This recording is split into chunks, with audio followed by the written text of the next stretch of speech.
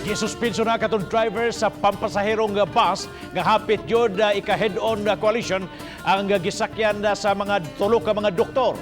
Ang insidente nakuhaan sa dashcam o nakapaukay sa mga nananaw.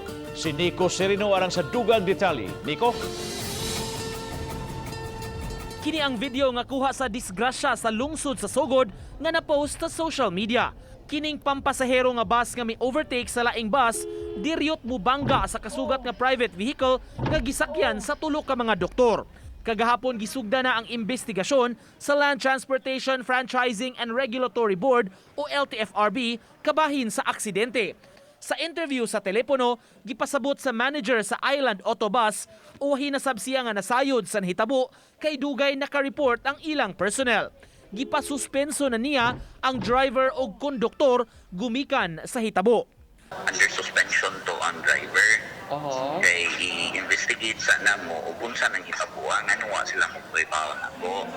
Naapis ko no siya. Inko mao ba? Inko kay ba man ka na diha dapita sa sugod labi na og duol na hospital dito ka pwede mo pabuyon diha.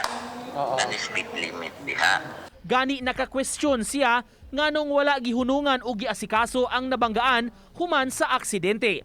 Misaad ang operator, muabag sila sa investigasyon sa LTFRB ug andam sila muabaga sa danyo sa kasugat nga sakyanan.